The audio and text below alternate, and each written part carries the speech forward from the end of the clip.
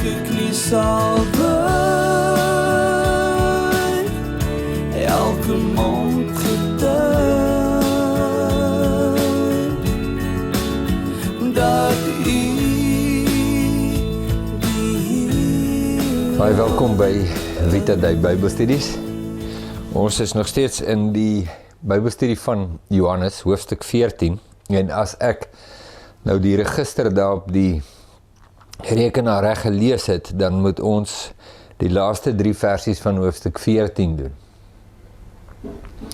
Nou tussen die laaste opname en hierdie ene oor Johannes, was ek en Pippa weg, deur Zimbabwe, deur Mosambiek. Ons het bedien daar by die Volta a Biblia Bybelskool in Masia in Mosambiek. En ons was baie geseënd. Wonderlike tyd. Maar ons is terug, ons het al intussen tyd 'n IFJJ gehad. Ons 31ste ene.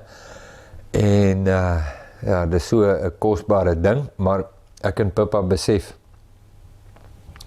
dis 'n bediening wat in ons harte moet aanhou groei, nee, ons moet aanhou groei en nie net in Jesus groei nie, maar ook in hoe ons hierdie bediening hier, wel die voorreg om dit te kan doen, maar hoe ons dit doen.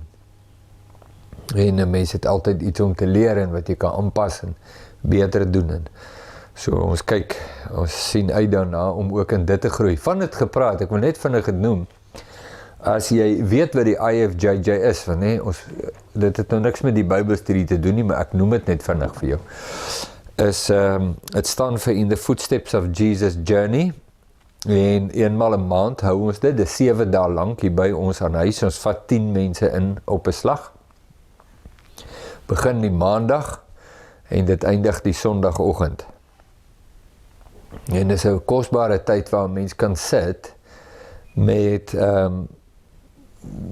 spesiaal afgesonderde tyd, om te kyk na die waarheid en heerlikheid van Jesus. Dit is regtig baie kosbaar, en dit bedien my en Pippa elke keer as ons dit doen. So, ek noem dit net vir jou, as jy gelei voel om dit by te woon, dit kos jou niks nie, jy betaal niks nie, ons gee jou 1 ete 'n dag, jy moet self sorg vir die ontbyt en die aandetes, en dan moet jy, ja, as jy belangstel daaraan en jy voel gelei om dit te doen, of jy het 'n begeerte om so iets te doen, dan wil ek jou ernstig aanraai om die volgende te doen. Hoor nou baie mooi. Ons het 'n webwerf met die naam van ricardbotha.co.za. Gaan kyk so lank op hierdie webwerf, jy sal sien, as jy regsbo klik op die menu gedeelte, dan sal jy sien, IFJJ.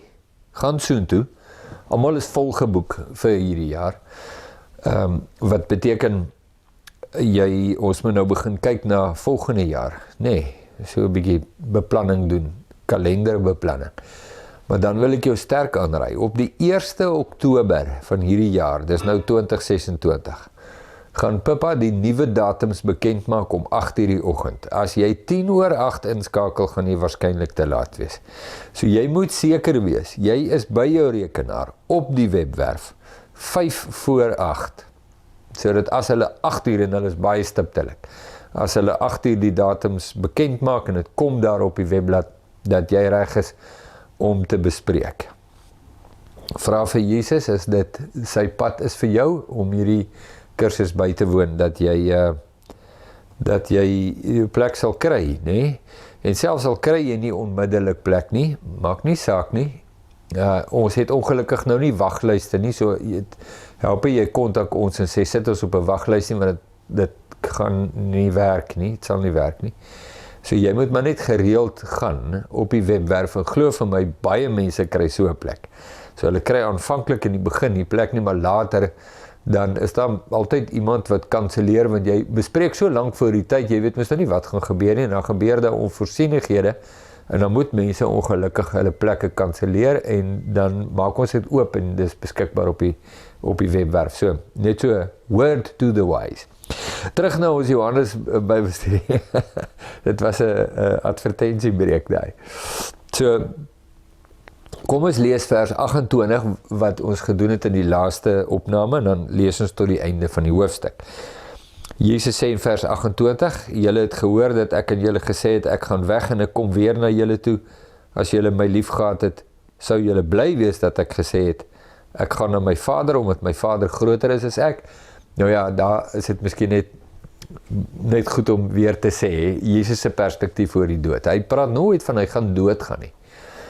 Want God se siening oor die dood en die mens se siening is net twee verskillende, wat nog gesê het, wêrelde uit mekaar, maar kom ons maak dit groter, ons sê heel alle uit mekaar. Het is altyd goed om God se perspektief oor die dood te sien en ook hoor Jesus daarvan praat. En jy kan dit later ook sien, die geweldige indruk, wat dit ook in die lewens van die disippels het, as Paulus en Petrus beide praat, hulle praat ook nie van hulle gaan doodgaan nie. Hulle praat van hulle gaan oorklee word, met hierdie tydelike woning word oorklee met die permanente. En dit is so 'n lieflike ding om te verstaan, dat in die verstaan van 'n gelowige, van 'n disipel van Jesus, is die dood omtrent nie eers 'n blip op die radarskerm nie.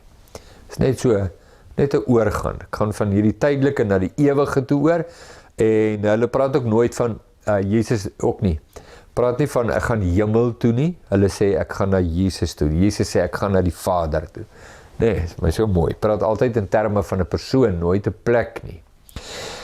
Nou ja, dit so vers 28, en dit raak nou ons vorige video. So kom ons kyk, vers 29 vir hierdie opname, en sê Jesus, nou het ek dit aan julle gesê, voordat dit gebeur, sodat julle kan glo wanneer dit gebeur het. Jesus sê dit nou nogals redelik, ons gaan dit weer hoor, ek kan nou dadelik dink aan hoofstuk 16, waar dit definitief weer voorkom, net om te sê, ek is in beheer, Jesus sê ek is in beheer, ek weet presies, ek ken die toekoms, ek weet presies, so ek sê dit vir julle, sodat wanneer dit gebeur, julle kan onthou dat ek dit vir julle gesê het. Nou, hoekom is dit belangrik? Sodat julle nog meer kan verstaan, dat ek is wie ek sê ek is. Ek is wie ek sê ek is. Ek sien net 'n goeie gawe rabbi uit Nasaret nie. Ek is nie net 'n gesalfde boodskapper van God nie. Ek is die groot ek is. Is 'n lieflike ding. En die disippels verstaan so in inkremente, verstaan hulle mos nou, wie Jesus is, en elke wonderwerk wat hulle van Jesus sien, dan kom hulle agter, dit is so 'n mikro-openbaring van sy heerlikheid, en dan begin dit groei in hulle harte oor wie Jesus is. Ons weet dit, want Johannes 2 sê, hulle het sy wonderwerk gesien, toe hy water in wyn verander het, toe het hulle in hom geglo. Hy het sy heerlikheid openbaar en hulle het in hom geglo. Maar ons weet dat dit was hulle het in hom glo dat hy is, maar hulle het nog niks van hom eintlik geweet nie. So die bietjie wat hulle verstaan, het hulle vasgegryp. Ek hou daarvan. Jy sê hoekom? Wag, ek net daai gedagte klaar maak. Die bietjie wat hulle verstaan, het hulle vasgegryp. Maar soos wat die bediening van Jesus nou ontwikkel en hulle verhouding met hom groei hulle geloof in hom ook. Totdat ons nou aan die einde van hoofstuk 16, ons is nou in 14, maar aan die einde van 16, as ek vinnig my oog op dit kan val, en dit werk mos nou eintlik nooit so nie. Waar hulle sê,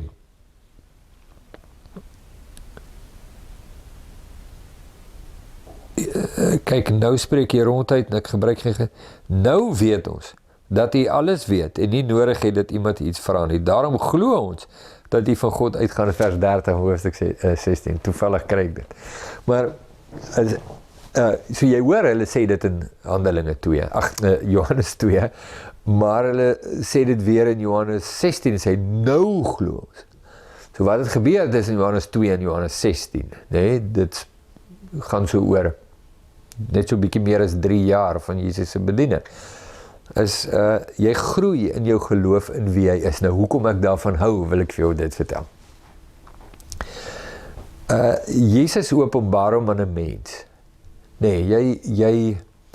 Dit kan mos op verskillende maniere gebeur. Jy lees die woord, en jy spandeer tyd met 'n teks, 'n hoofstuk, gedeelte, en terwyl jy tyd daarmee spandeer, tref 'n ding jou. Nee, ja, dis die openbaring van Jesus is 'n treffende saak. Dis soos die predikant wat sy Bybel het per ongeluk van die kansel afgeval. En ek dink dit het iemand getref of iets, ek kan nie onthou nie, maar toe sê hy ja van die kansel, die woord van God is treffend. So 'n vinnige antwoord. Is nogal snaaks. Maar die openbaring van Jesus is 'n treffende saak. Dit tref jou. Boe, slaan jou tussen die oë. En jy dink, wow. Nee, ek kry dit baie. Mense sê, hulle het nou so en so gelees en so en wow, sê hulle. Tref jou. Ja, jy lees die woord of jy hoor iemand preek, jy sit dalk in die kerkdiens of jy kyk 'n YouTube video of dalk doen jy van hierdie Bybelstudies wat ons nou mee besig is. En dit gaan skielik vir jou oop. Jy sien ietsie van die heerlikheid van Jesus en dit vang jou, tref jou. En jy slaan ag op dit. En jy steur jou daaraan. Nee, en jy begin daaroor praat en jy dink daaroor en jy bid daaroor en jy gesels met mense en jy doen verder Bybelstudie en want dit maak jou nuuskierig, dit maak jou honger, dit is eintlik die regte woord. En dan gebeur dit weer. Het gebeur altyd weer. Dan is daar nog iets wat jy ontdek. En jy sien die heerlikheid van Jesus. En op hierdie, en jy steur jou daar, ek wil dit net byvoeg, want dit is baie belangrik. Dit help jy kry die openbaring van wie Jesus is, en dan gaan jy, dis oulik, en jy los dit en gaan net aan, asof niks gebeur het nie. Nee, dis 'n ondenkbare situasie. Want dit is so 'n bevoorregte oomblik, nee, om die heerlikheid van Jesus te kan raak sien. Maar jy steur jou daarin. Dan begin jy groei in jou kennis van Jesus. En met die eerste openbaring glo jy is wie hy is. Jesus is so wonderlik en hy, wow, jy weet, so, hy is groter as wat ek dink ek is. In die volgende openbaring is dit presies dieselfde. En jy sien 'n bietjie meer, nee. Alles het net 'n krieseltjie meer, wat maak dit saak? Jy sien 'n bietjie meer en jy groei in jou reaksie. Jy weet, jy hou aan reageer, jy hou aan steur daaraan. En so groei jy in jou geloof in wie Jesus is. En dis vir my wonderlik, want dis presies hoe Jesus werk. Dit gebeur nie op een slag.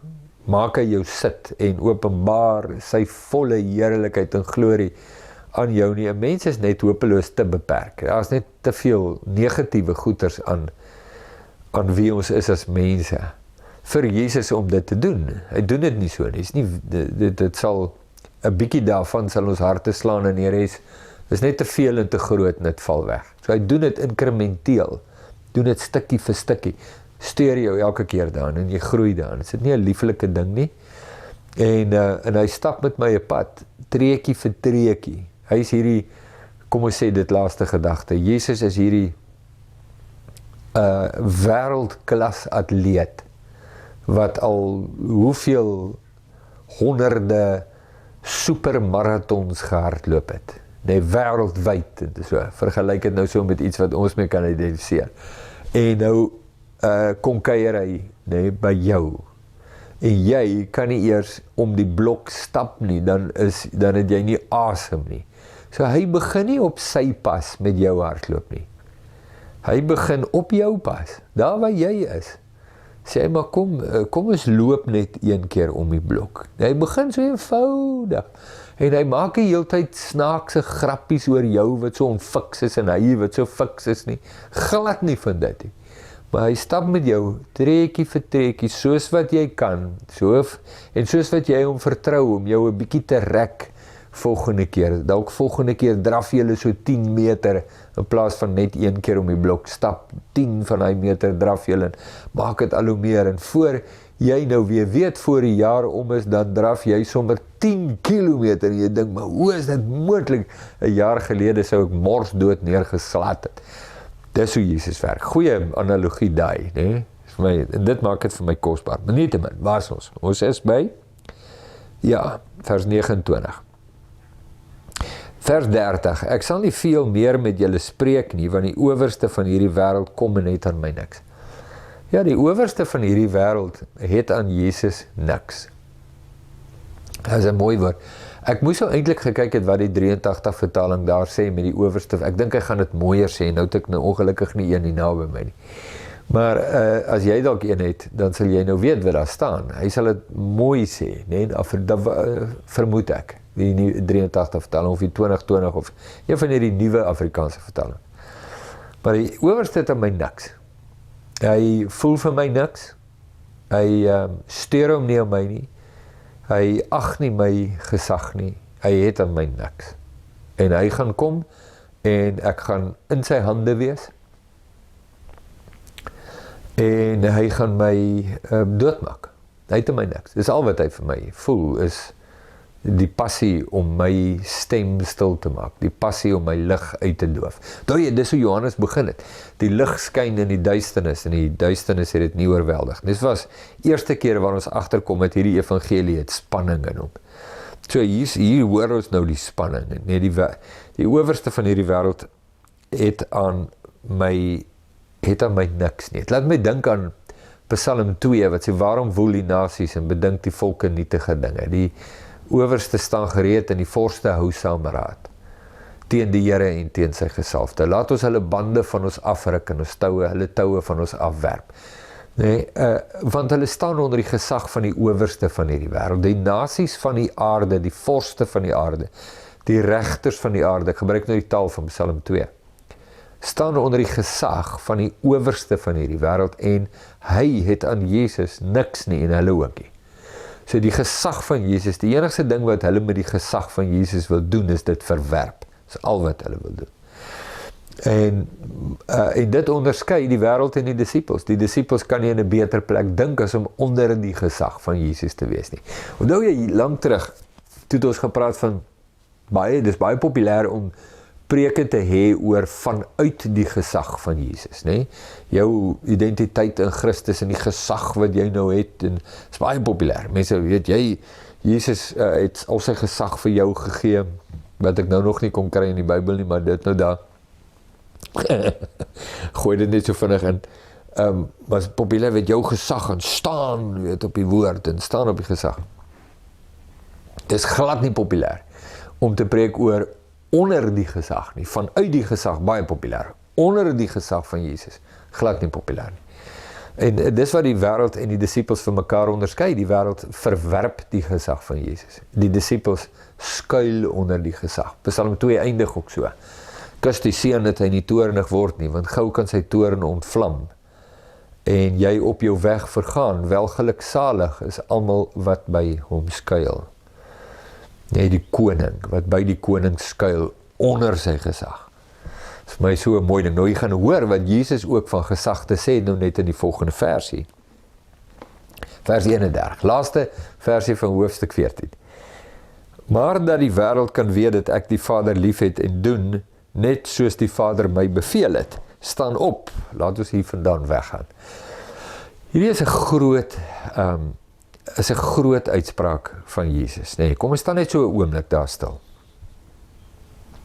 Ons het iets daarvan raak gelees in Johannes hoofstuk 12, toe Jesus sê, nou is my siel ontsteld.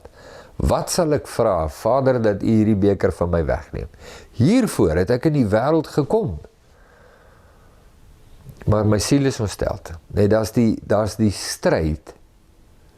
En hierdie is nogals belangrik om te noem, want jy sal dadelik kan identifiseer daarmee.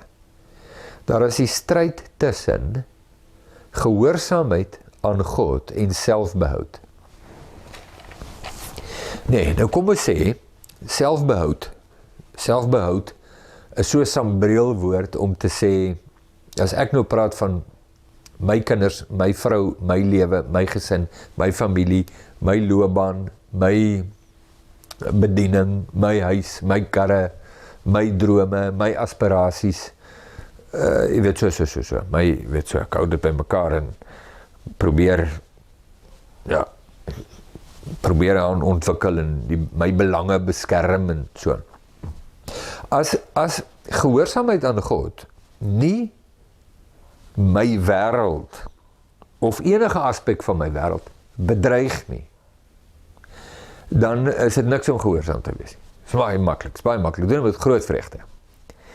Die probleem is net, baie min van wat God vir ons sê, bedreig nie ons wêrelde nie. En dan kry ons wat ek nou noem die stryd tussen selfbehoud en gehoorsaamheid. Is Jesus wie hy sê hy is? Is hy die Alfa en die Omega? Is hy die Here van die heelal? Is hy God?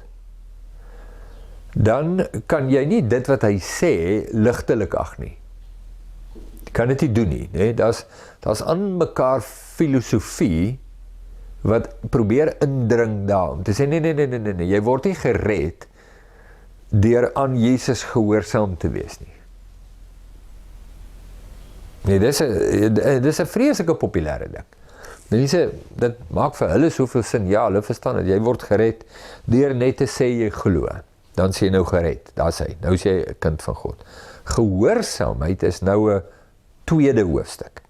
En in baie opsigte soort van opsioneel in die sin, gehoorsaam nie gehoorsaam het affekteer nie jou redding nie. Want, sê mense, dit het te doen met werke. Nou, ons wil die saakie nog baie mooi uitpraat. Want daar's 'n paar lelike goed daar. Jy kan nie geloof in Jesus skei van gehoorsaam wees aan Jesus nie. Daar bestaan nie so 'n Bybelse konsep nie. As die Bybel praat van glo in Jesus en wie hy is dit onlosmaaklik deel van onderwerp aan Jesus. Hoekom is die oordeel van God op die mens? Omdat die mens rebels is teen die gesag van God. Klinkklaar, glashelder, klokhelder boodskap van Genesis regdeur tot Openbaring. Die mens weerstaan die gesag van God en daarom is die oordeel van God op die mens. Nou, sal Jesus my verlos van die oordeel en dan sê gehoorsaamheid maak nie meer saak nie, want dit is wat baie mense omtrent verbatim sê. Nee, natuurlik nie. Natuurlik, ja, bestaan nie so iets nie. Bestaan glad nie so iets nie. So, hy is 'n ding, die mense trap klei en kry allerhande filosofie en goeters wat mense daar sê. Jy kyk net na Jesus se lewe en dan verstaan jy. Om die Vader, ons praat van die Seun, net die Seun, Jesus die Seun van God. Die Seun se liefde van die Vader word gesien in sy absolute onderdanigheid aan die Vader. Dis presies Jesus se woorde aan die disippels: as julle my liefhet, doen wat ek sê. Daar's nie 'n maar-klousule, jy weet, of 'n voetnota daar wat dit soort van, jy weet, oneffektief maak nie, ongeldig maak nie. Daar bestaan nie so ietsie. As die Bybel praat van geloof, praat hy van die diep oortuiging dat Jesus is wie hy sê hy is en die neerlê van myself voor hom. En nee, dis nie 'n eenmalige ding nie, dis 'n deurlopende ding. En dis die inhoud van die evangelie. Kan nie dit losmaak van mekaar. Kan nie, daar bestaan nie so iets nie. En nou sê Jesus hier, hy sê dat die wêreld kan weet dat ek die Vader liefhet en doen net soos die Vader my beveel. Net soos die Vader my beveel. Hy twee onlosmaaklik verbind aan mekaar. En dit is die voorbeeld wat Jesus stel. Jesus praat nie met sy disippels teologie nie. Hy modelleer die waarheid. Kom ons sê, hy praat nie bloot met hulle teologie nie, nee, want dit is nie dat hy nie teologiese goed met hulle praat nie, hy noem dit nie teologie nie, hy praat net die waarhede van God, maar dit is die teologie, as ons nou daai woord wil gebruik, van Christus Jesus. En dis 'n baie belangrike tema reg deur die Bybel. As jy sê jy is 'n Christen en jy bedoel dit nou in die Bybelse begrip, Jesus se definisie daarvan. Jesus het nie 'n onderskeid tussen disippels en gelowiges nie. Daar bestaan nie so iets nie. Hierdie ouens is gelowiges, maar nie disippels nie. Daar bestaan nie so iets nie. As jy 'n gelowige is jy 'n disipel. Daai is onlosmaaklik aan mekaar verbind. Is jy 'n naloper van Jesus, jy onderwerp jou, jy glo dat Jesus is wie hy is en jy onderwerp jou aan hom. en jy stap hom na, en jy leer hom om te ken, en jy leer hom om te gehoorsaam wees. Dis nie twee aparte los goed nie, eers die een, en dan die ander een. Nee, dis hoe baie mense disipelskap verstaan. Jy word eers 'n gelowige, en dan stadig maar seker, dan word jy nou 'n stadige disipel. Daar bestaan, nêrens in die Bybel is dit die idee nie, nooit nie.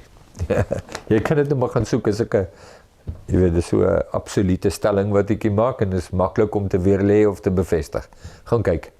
So van die oomblik wat mense tot geloof in Christus Jesus kom, vat Handelinge as 'n voorbeeld, is hulle disipels van Christus Jesus. Dit is niks anders nie. Ons het dit geskei. Jy kry, 'n Christen beteken, wat ook al dit beteken in moderne samelewing, dit sluit klomp mense in. Dan kry jy nou 'n gelowige, en dit het nou weer 'n ander nuance, en dan kry jy nou 'n disipel, en dis nou weer iets anders, dis nou so half die gevorderde vlak van geloof. Glad nie Bybelse begrippe nie, nooit nie. So Jesus sê, my liefde vir die Vader word weerspieël in die feit dat ek, wanneer ek gekonfronteer is met die stryd tussen selfbehoud en gehoorsaamheid, dat ek gehoorsaamheid kies teen myself, as die stryd. Ek en jy weer se neiging is, as ons gekonfronteer word met die stryd tussen selfbehoud en gehoorsaamheid, kies ons selfbehoud. En kry allerlei redes oor hoekom dit die logiese, korrekte besluit is. En God sal verstaan, hy sal hom verstaan, ek bedoel regtig, hy is genadig en liefdevol, en hy sal verstaan, ons kan nou nie dit doen nie, want as ons nou dit gaan kies, om gehoorsaam te wees in hierdie bepaalde saak, nee, as ons nou bestryd, dan gaan dit nou net, die gevolg is net te drasties. En ons gaan ons selfbehoud moet opoffer om in die saak gehoorsaam te wees, en hy sal hom nie dit van ons verwag nie. Jo, weet jy wat noem mens dit? Mens noem dit selfmisleiding, dis wat jy dit noem. So het jy nou die kragtige ding waar Jesus sê, ek moet kies tussen selfbehoud en gehoorsaamheid, dis nie eers 'n kwessie nie, ek kies gehoorsaamheid. Ontketen dit in my 'n konflik? Ja, natuurlik, sê Jesus, nou is my siel ontstel. Want hy weet wat lê voor in die kruisiging. En as hy in God, die Vader, gehoorsaam moet wees in alles, soos wat hy hier sê, gaan dit beteken hy moet die pad van die kruis stap. En om die pad van die kruis te stap is net makaber. Dis verskriklik.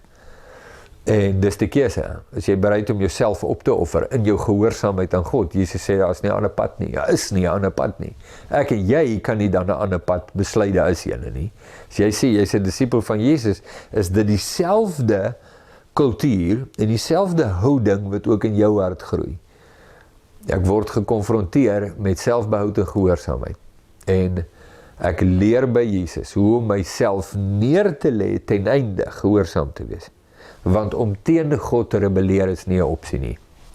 Is nie 'n opsie nie. Dit was uit my vorige lewe my kultuur. Ek was 'n kind van die ongehoorsaamheid.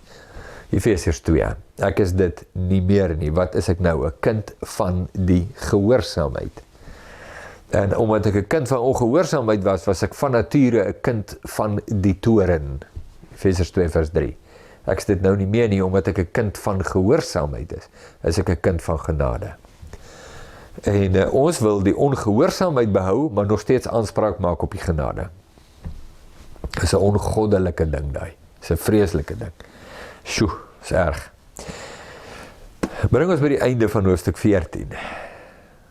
Nou uit hierdie gesprek, laaste ding, laaste gedagte, uit hierdie woorde in vers 31 vloei hoofstuk 15. Hoofstuk 15 die bekende, ek is die ware wynstok, julle die lote.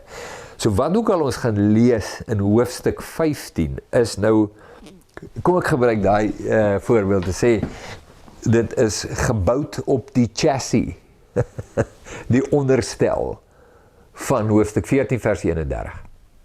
Hoofstuk 14 vers 31 is die lanceer ruimte vir wat ons gaan lees in hoofstuk 15, sodat die wêreld kan weet, ek het die Vader lief, en ek is in alles aan hom gehoorsaam, kom ons staan op en gaan, waarvan praat Jesus? Wel, Getsemane, die arrestasie, die verhoor, die kruisiging.